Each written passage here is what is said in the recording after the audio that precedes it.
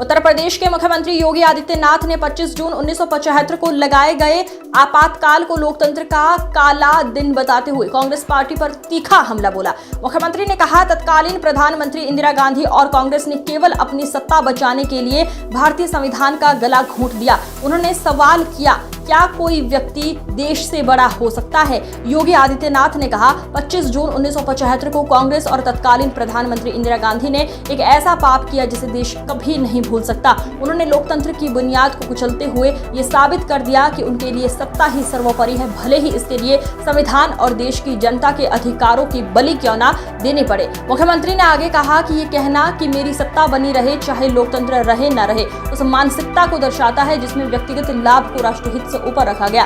योगी आदित्यनाथ ने युवाओं से अपील की, वे इस ऐतिहासिक सच्चाई को जाने और लोकतंत्र की रक्षा के लिए सजग नागरिक बने।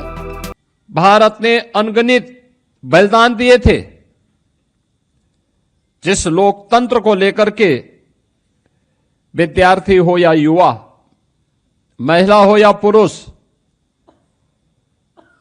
समाज के प्रत्येक तबके के व्यक्ति ने अपने आप को हर स्तर पर बलिदान देने में, किसी प्रकार का सहयोग देने में किसी प्रकार की कोई कोताही नहीं की।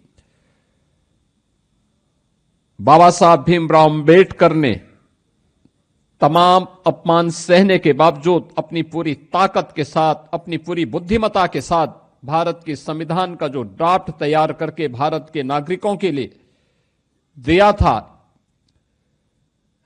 उस संविधान का गला घोंटने में कांग्रेस की सरकार को कोई समय नहीं लगा।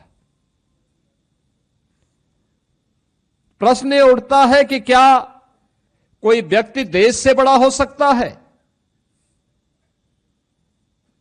जो पाप कांग्रेस ने और तत्कालीन प्रधानमंत्री के रूप में श्रीमती इंदिरा गांधी ने 25 जून 1975 को किया था, अपनी सत्ता बनी रहे।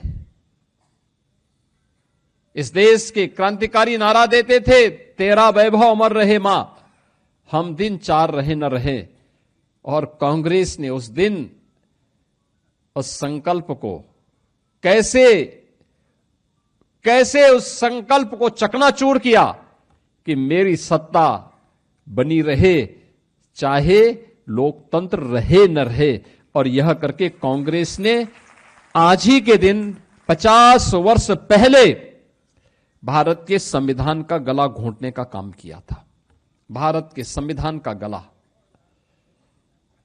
ये भारत के नागरिकों के साथ हम भारत के लोग का जो संकल्प भारत के संविधान के प्रेम्बल में प्रारंभ होता है, उन लोगों की भावनाओं पर कुठाराघात था।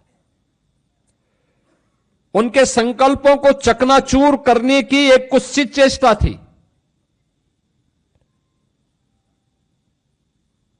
कैसे प्रेम्बल तक में देर रात्रि में उन्होंने संशोधन करके धर्मनिरपेक्ष और समाजवादी शब्द जोड़ करके भारत की आत्मा पर कुठाराघात करने का कार्य किया था, संविधान की आत्मा को चकनाचूर किया था।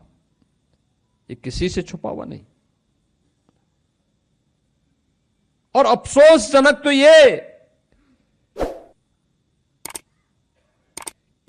कि पहले आम चुनाव के बाद बनी हुई तत्कालीन पंडित नेहरू की सरकार से लेकर के लगातार जब भी कांग्रेस को अवसर मिला, कांग्रेस ने बाबा साहब भीमराव अंबेडकर और भारत के संविधान को अपमानित करने का कोई मौका गंवाया नहीं। याद करिए, अभी 2 दिन पहले हम लोगों ने डॉक्टर श्यामा प्रसाद मुखर्जी जी का बलिदान दिवस के कार्यक्रम में भारत माता के उस महान सपूत के प्रति हमें श्रद्धान्वित होने का एक अवसर प्राप्त हुआ था। कश्मीर भारत का हिस्सा बना रहे, एक देश में 2 प्रधान, 2 विधान और 2 निशान नहीं चलेंगे। देश की आजादी के बाद भारत माता की किसी सपूत ने नारा दिया था, वो डॉक्टर श्यामा प्रसाद मुखर्जी थे।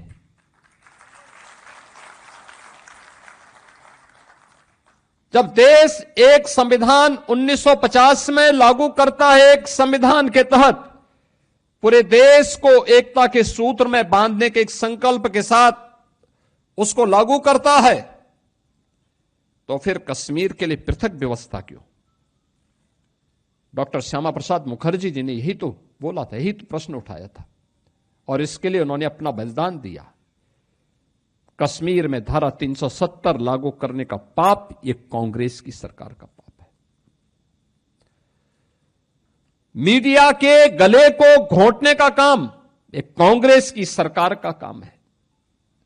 मौलिक स्वतंत्रता को रौंदने का काम संविधान लागू होने के तत्काल बाद से कांग्रेस नेतृत्व की सरकारों ने प्रारंभ किया, और इस सिलसिला जो वहां से प्रारंभ हुआ